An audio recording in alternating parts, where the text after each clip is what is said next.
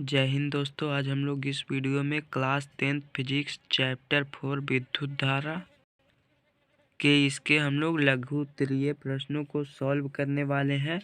तो जिन लोगों ने भी हमारे इस यूट्यूब चैनल को सब्सक्राइब नहीं किए हैं वो लोग इस चैनल को सब्सक्राइब कर लेंगे। तो अब हम लोग बिना देरी किए हुए चलते हैं क्वेश्चन की ओर। यहाँ पे पहला नंबर क्वेश्चन है कि किसी बिंदु पर विद्युत विभव से आप क्या समझते हैं। तो आइए यहाँ पे इसका आंसर हम लोग देखते हैं। तो इसका आंसर हम लोग लिखेंगे कि किसी बिंदु पर विद्युत विभव कार्य का वह परिमाण है जो प्रति एकांक आवेश को एक अनंत से उस बिंदु तक लाने में किया जाता है। यही आप लोग इसका आंसर लिख लेंगे। अब चलते हैं हम लोग दूसरे नंबर क्वेश्चन की ओर। यहाँ पे दूसरा नंबर क्वेश्चन है कि विद्युत धारा विभवांतर एवं प्रतिरोध की परिभाषा दें, इनके SI मात्रक भी लिखें। तो आइए यहाँ पे इसका आंसर देखते हैं हम लोग। इसका आंसर हम लोग लिखेंगे कि आवेशों के व्यवस्थित प्रवाह को विद्युत धारा कहते हैं। यहाँ पे विद्युत धारा का परिभाषा हो जाएगा। अब इसका SI मात्रक एम्पियर होता है जिसको A से सूचित किया जाता है, आप लोग लिख लेंगे। और दूसरा विभवांतर का लिखेंगे कि प्रति एकांक आवेश को एक बिंदु से दूसरे बिंदु तक ले जाने में जो कार्य संपन्न होता है उसे उस बिंदु का विभवांतर कहते हैं। इसका SI मात्रक वोल्ट होता है जिसको V द्वारा सूचित किया जाता है। और तीसरा है प्रतिरोध की परिभाषा लिखना। तो इसका लिखेंगे कि किसी पदार्थ का वह गुण जो उससे होकर धारा के प्रवाह का विरोध करता है उस पदार्थ का विद्युत प्रतिरोध कहलाता है। इसका SI मात्रक ओम होता है, इसको ओम ऐसे इसके द्वारा सूचित किया जाता है। तो आप लोग इसका आंसर लिख लेंगे, समझ गए होंगे। अब चलते हैं हम लोग तीसरे नंबर क्वेश्चन की ओर। तीसरा नंबर क्वेश्चन है कि किसी तार का प्रतिरोध 1 ओम है, इस कथन का क्या अर्थ है। तो आइए यहाँ पे इस क्वेश्चन का आंसर हम लोग देखते हैं। इसका आंसर लिखेंगे कि इस कथन का यह तात्पर्य है कि किसी चालक के सिरों पर 1 वोल्ट का विभवांतर लगाने में 1 एम्पियर एक की धारा प्रवाहित होती है तो चालक का प्रतिरोध 1 ओम कहलाता है। यही आप लोग इसका आंसर लिख लेंगे। अब चलते हैं हम लोग 4th नंबर क्वेश्चन की ओर। 4th नंबर क्वेश्चन है कि किसी चालक के सिरों के बीच विभवांतर किस प्रकार बनाए रखा जा सकता है। तो आइए यहाँ पे इसका आंसर हम लोग देखते हैं। इसका आंसर हम लोग इस प्रकार लिखेंगे कि सेल के दोनों ध्रुव में चालक तार के दोनों सिरों को जोड़ दिया जाए तो सेल में आंतरिक रासायनिक अभिक्रिया द्वारा दोनों ध्रुवों के विभवांतर बनाए हुए रखती है। तो यही आप लोग इसका आंसर लिख लेंगे। अब चलते हैं हम लोग 5 नंबर क्वेश्चन की ओर। 5 नंबर क्वेश्चन है कि विद्युत धारा की प्रबलता की परिभाषा दें। तो आइए यहाँ पे इस क्वेश्चन का आंसर हम लोग देखते हैं। इसका आंसर हम लोग लिखेंगे कि किसी चालक के किसी अनुप्रस्थ काट को पार करने वाली विद्युत धारा की प्रबलता उस अनुप्रस्थ काट से गुजरने वाली प्रति एकांक समय में प्रवाहित होने वाले आवेश का परिणाम है। यही आप लोग इसका आंसर लिख लेंगे। अब चलते हैं हम लोग 6 नंबर क्वेश्चन की ओर।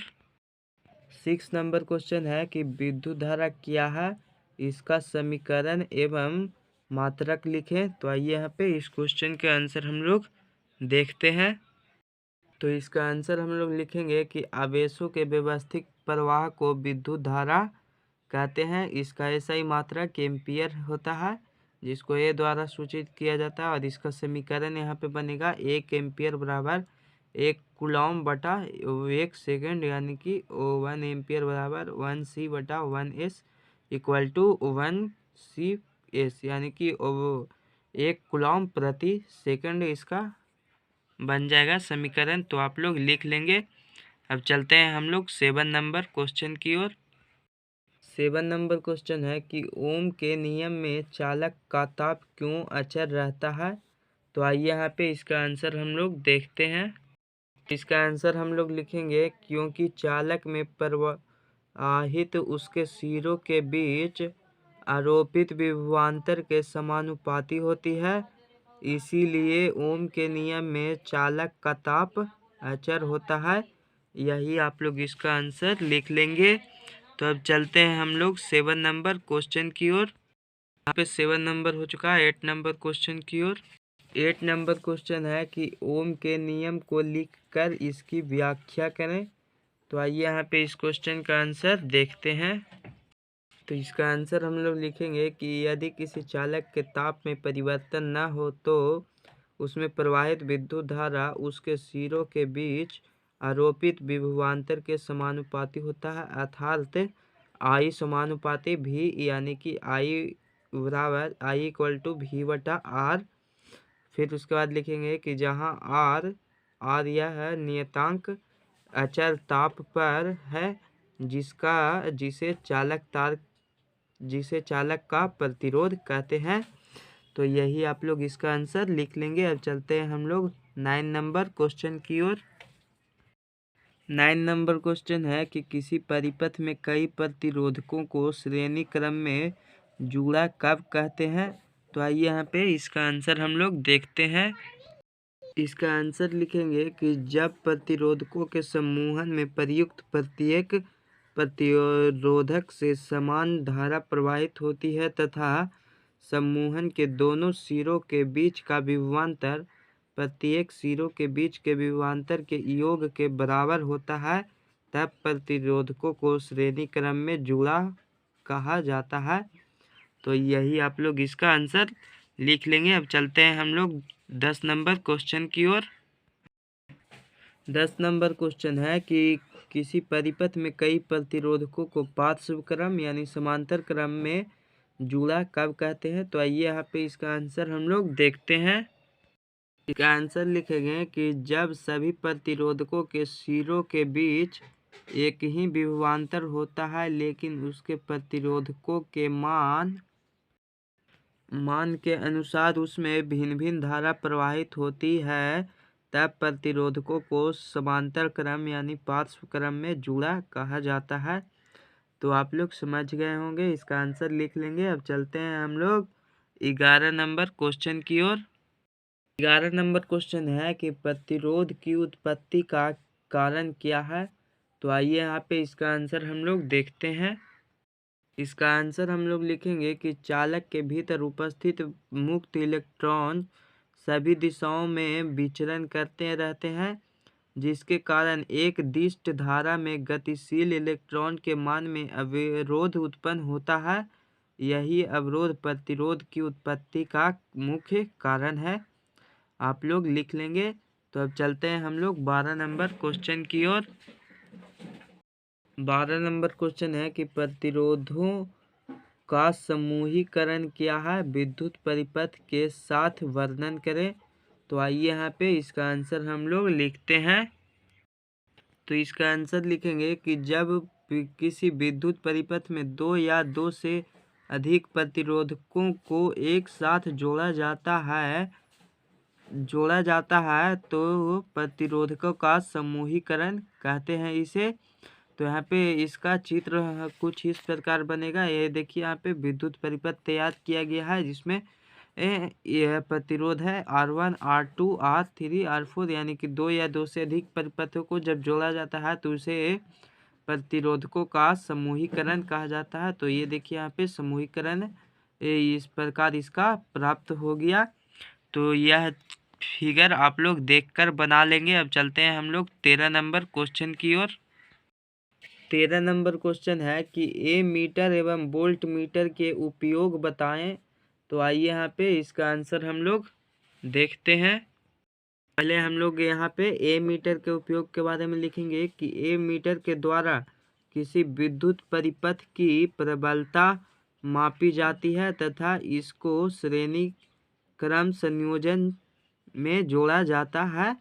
फिर उसके बाद लिखेंगे वोल्ट मीटर की उपयोगिता, तो यहाँ पे लिखेंगे कि वोल्ट मीटर के द्वारा किसी विद्युत परिपथ में किन्हीं दो बिंदुओं के बीच के विभवांतर को मापता है तथा इसको समांतर क्रम यानी पार्श्व क्रम में जोड़ा जाता है। आप लोग लिख लेंगे। तो अब चलते हैं हम लोग इसके अगले नंबर क्वेश्चन की ओर। 14 नंबर क्वेश्चन है कि किलोवाट घंटा यानी kWh क्या है, इसका मान लिखें। तो आइए यहाँ पे इसके आंसर के देखते हैं। इसका आंसर लिखेंगे कि विद्युत ऊर्जा की खपत की माप के लिए जूल एक छोटा मात्रक है, इसके लिए किलोवाट घंटा का उपयोग किया जाता है। तो यहाँ पे किलोवाट का हो गया और फिर उसके बाद इसका आंसर लिखेंगे। एक किलोवाट घंटा का मान ये देखिए यहाँ पे 1 किलोवाट बराबर 1 किलोवाट गुना 1 घंटा।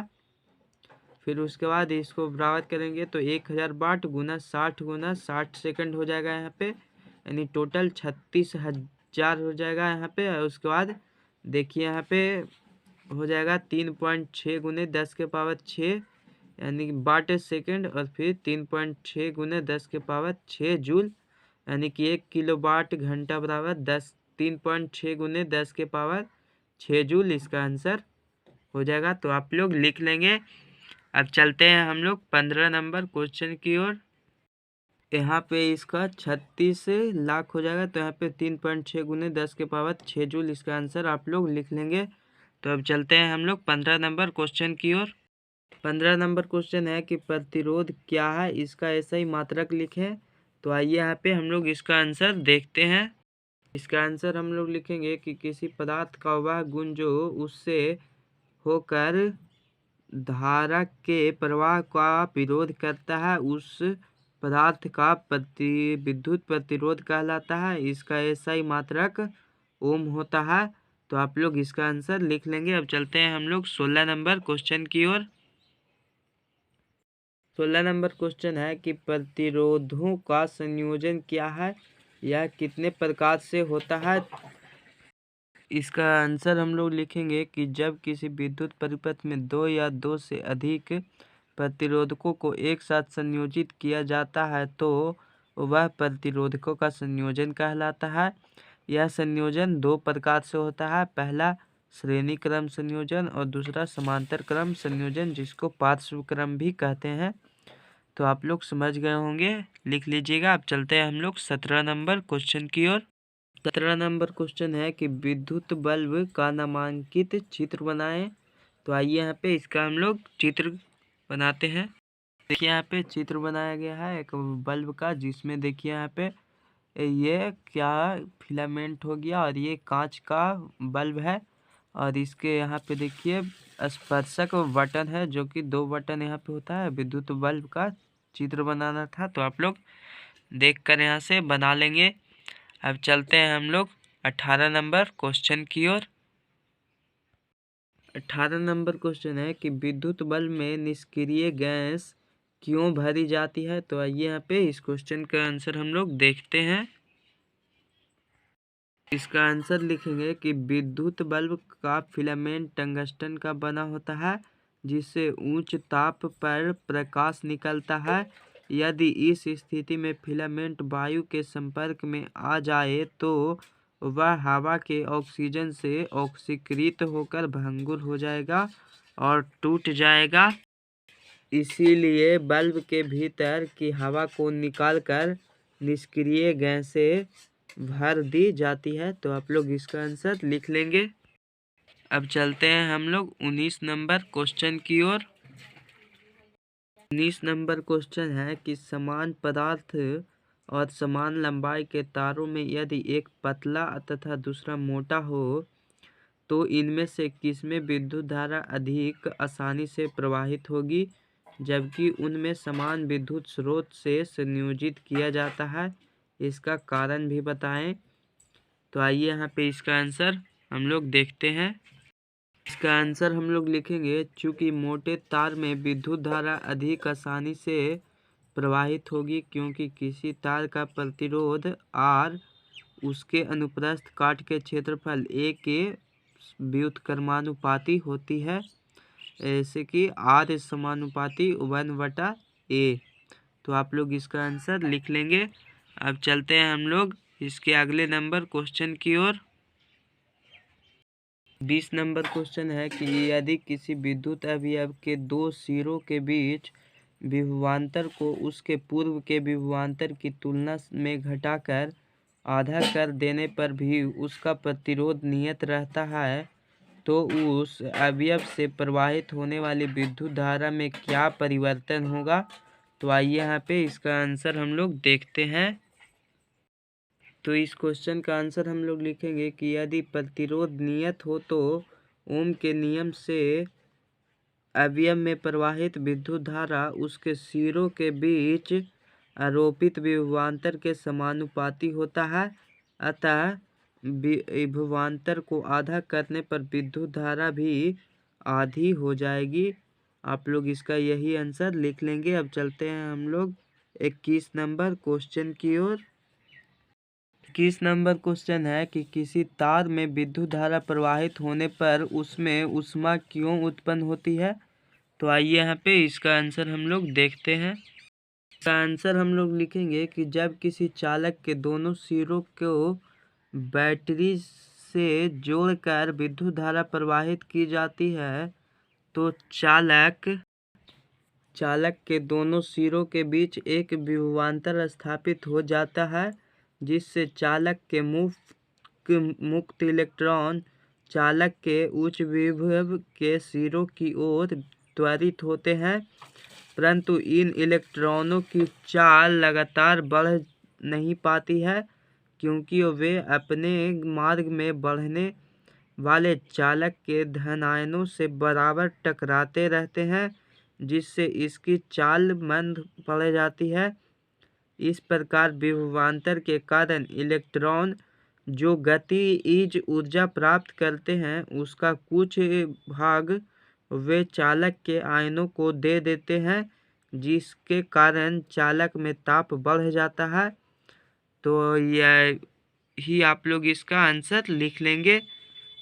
तो अब चलते हैं हम लोग इसके अगले नंबर क्वेश्चन की ओर। 22 नंबर क्वेश्चन है कि विद्युत धारा के ऊष्मीय प्रभाव किन किन कारकों पर निर्भर करते हैं। तो आइए यहाँ पे इसका आंसर हम लोग देखते हैं। इसका आंसर लिखेंगे कि विद्युत धारा के ऊष्मीय प्रभाव दो कारकों पर निर्भर करते हैं। पहला, प्रतिरोधकता बहुत अधिक हो और दूसरा, गलनांक अत्यधिक उच्च हो। तो यही आप लोग इसका आंसर लिख लेंगे। तो अब चलते हैं हम लोग 23 नंबर क्वेश्चन की ओर।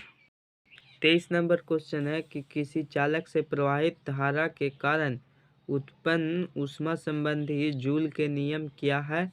तो आइए यहाँ पे इसका आंसर हम लोग देखते हैं। इसका आंसर लिखेंगे कि यदि किसी चालक के ताप में परिवर्तन न हो तो उसमें प्रवाहित विद्युत धारा उसके सिरों के बीच आरोपित विभवांतर के समानुपाती होती है, नहीं आई समानुपाती भी या फिर आई इक्वल टू V/R आप लोग लिख लेंगे।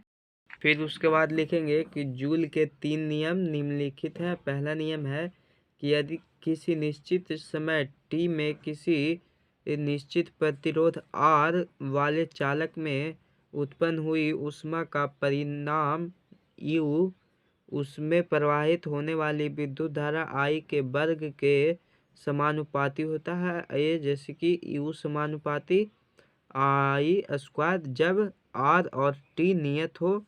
और दूसरा नियम लिखेंगे कि किसी निश्चित प्रबलता की विद्युत धारा I द्वारा निश्चित समय T में उत्पन्न ऊष्मा का परिणाम चालक के प्रतिरोध के समानुपाती होता है। जब I और T नियत हो तब U समानुपाती R हो जाएगा। और तीसरा नियम लिखेंगे कि किसी दिए गए चालक में एक ही प्रबलता की धारा भिन्न भिन्न समय तक प्रवाहित करने पर उत्पन्न ऊष्मा का परिणाम धारा प्रवाह के समय T के समानुपाती होता है। जब I और R नियत हो तब U समानुपाती T। आप लोग यही इसका आंसर लिख लेंगे। तो अब चलते हैं हम लोग इसके अगले नंबर क्वेश्चन की ओर। 24 नंबर क्वेश्चन है कि विद्युत तापन विद्युत तापन युक्तियों के मूल सिद्धांत क्या है? तो आइए यहाँ पे इसका आंसर हम लोग देखते हैं। इसका आंसर लिखेंगे कि विद्युत तापकों में नाइक्रोम के तार की कुंडली विद्युत रोधी पदार्थ के आधार पर फैली रहती है। कुंडलियों और विद्युत रोधी आधारों का डिजाइन उपकरण के उपयोग के अनुसार होता है। अतः बिजली का चूल्हा, विद्युत केतली, विद्युत आयरन आदि का अपना अपना डिजाइन होता है, परंतु इन सभी के कुंडली में जब प्रबल धारा प्रवाहित होती है तब यह गर्म होकर ऊष्मा उत्पन्न करती है। यही यहाँ पे विद्युत तापन युक्तियों का सिद्धांत है। तो यही आप लोग इसका आंसर लिख लेंगे। अब चलते हैं हम लोग 25 नंबर क्वेश्चन की ओर। 25 नंबर क्वेश्चन है कि विद्युत तापन युक्तियों जैसे ब्रेड, टोस्टरों तथा विद्युत स्त्रियों के तापन अवयव शुद्ध धातु के न बनाकर किसी मिश्र धातु के क्यों बनाए जाते हैं? तो आइए यहाँ पे इसका आंसर हम लोग देखते हैं। तो इसका आंसर हम लोग लिखेंगे कि विद्युत तापन युक्तियों के तापन अवयव शुद्ध धातु के न बनाकर किसी मिश्र धातु जैसे नाइक्रोम के बनाए जाते हैं, क्योंकि इनकी प्रतिरोधकता बहुत अधिक होती है और इनका गलनांक अत्यधिक उच्च होता है। तो आप लोग यही इसका आंसर लिख लेंगे। अब चलते हैं हम लोग 26 नंबर क्वेश्चन की ओर। 26 नंबर क्वेश्चन है कि किसी विद्युत हीटर के परिपथ में जुड़ा चालक तार क्यों उत्पन्न नहीं होता जबकि उसका तापन अवयव उत्पन्न हो जाता है? तो आइए यहाँ पे इसका आंसर हम लोग देखते हैं। इसका आंसर लिखेंगे कि परिपथ में जुड़ा तार प्रायः तांबे का होता है, जबकि हीटर का तापन अवयव प्रायः नाइक्रोम का बना होता है और नाइक्रोम की प्रतिरोधकता तांबे से बहुत अधिक होती है। इसीलिए तार उत्पन्न नहीं होता जबकि तापन अवयव उत्पन्न हो जाता है। तो आप लोग इसका आंसर लिख लेंगे। अब चलते हैं हम लोग 27 नंबर क्वेश्चन की ओर। 27 नंबर क्वेश्चन है कि विद्युत परिपथ में फ्यूज तार क्यों लगाए जाते हैं? तो आइए यहाँ पे इसका आंसर हम लोग देखते हैं। इसका आंसर हम लोग लिखेंगे कि विद्युत परिपथ में कांच की नली या चीनी मिट्टी या एक तरह के प्लास्टिक से ढके उपकरण होते हैं जिन्हें फ्यूज कहते हैं। इसमें जस्ता या लेड और टीन की मिश्र धातु का तार लगा होता है और इसकी प्रतिरोधकता अधिक और गलनांक कम होता है। अतः जब परिपथ में अचानक धारा की प्रबलता आवश्यकता से अधिक बढ़ जाती है तब धारा से उत्पन्न अत्यधिक ऊष्मा फ्यूज के तार को पिघला देती है और परिपथ टूट जाता है। इससे परिपथ में लगे पंखे, बल्ब, फ्रिज, टेलीविजन आदि उपकरण जलने से बच जाते हैं। इसीलिए विद्युत परिपथ में फ्यूज तार लगाया जाता है। तो आप लोग इसका आंसर लिख लेंगे। अब चलते हैं हम लोग इसके अगले नंबर क्वेश्चन की ओर। 28 नंबर क्वेश्चन है कि फ्यूज की क्षमता से आप क्या समझते हैं? तो आइए यहाँ पे इसका आंसर हम लोग देखते हैं। इसका आंसर लिखेंगे कि विद्युत धारा की प्रबलता जिस मान पर पहुँचते ही फ्यूज गल जाता है उसे फ्यूज तार का क्षमता कहते हैं। तो आप लोग लिख लेंगे। छोटा सा प्रश्न था। अब चलते हैं हम लोग 29 नंबर क्वेश्चन की ओर। 29 नंबर क्वेश्चन है कि यदि एक एमीटर को समांतर क्रम में जोड़ा जाए तो उसकी कुंडली के जल जाने का खतरा क्यों है? तो आइए यहाँ पे इसका आंसर हम लोग देखते हैं। इसका आंसर लिखेंगे कि दो युक्तियों को किसी विद्युत परिपथ में समांतर क्रम में जोड़ने पर कम प्रतिरोधक वाली युक्ति से अधिक धारा प्रवाहित होती है।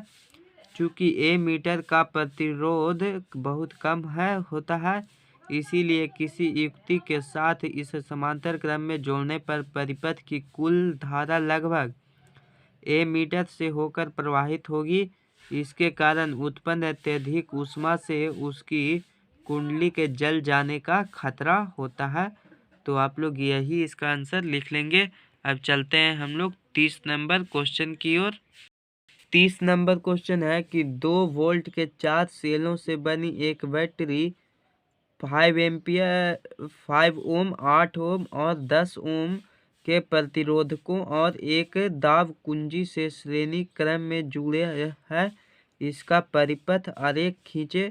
तो आइए यहाँ पे इसका एक फिगर बनाते हैं। तो देखिए यहाँ पे यह स्विच हो गया। यहाँ पे एक विद्युत परिपथ बनाया गया है जिसमें 2 वोल्ट के 4 बैटरी हैं। ये देखिए 2 वोल्ट 2 वोल्ट 2 वोल्ट 2 वोल्ट का यहाँ पे 4 बैटरी यहाँ पे बना हुआ है। और यहाँ पे देखिए प्रतिरोध कितना है 5 ओम का 8 ओम का और 10 ओम का। यहाँ पे 3 प्रतिरोध बनाया गया है। यहाँ पे विद्युत धारा आई दोनों तरफ से प्रवाहित की जा रही है। तो यही आपको यहाँ पे एक छोटा सा फिगर बनाना था, आप लोग देखकर बना लेंगे। अब चलते हैं हम लोग 31 नंबर क्वेश्चन की ओर। 31 नंबर क्वेश्चन है कि जब 1 ओम तथा 10 के पावर 6 ओम। बी क्वेश्चन कि 1 ओम 10 के पावर 3 ओम तथा 10 के पावर 6 ओम के प्रतिरोध पार्श्व क्रम यानी समांतर क्रम में संयोजित किए जाते हैं, तो इनके तुल्य प्रतिरोध के संबंध में आप क्या निष्कर्ष निकालेंगे। तो आइए यहाँ पे इसका आंसर हम लोग देखते हैं। तो इसको यहाँ पे कैलकुलेट करना पड़ेगा। तो यहाँ पे पहला नंबर क्वेश्चन देखिए 1 ओम और 10 के पावर 6 ओम है। तो यहाँ पे समांतर क्रम में संयोजित प्रतिरोधकों का समतुल्य प्रतिरोध निकाल रहे हैं। तो यहाँ पे R1 बराबर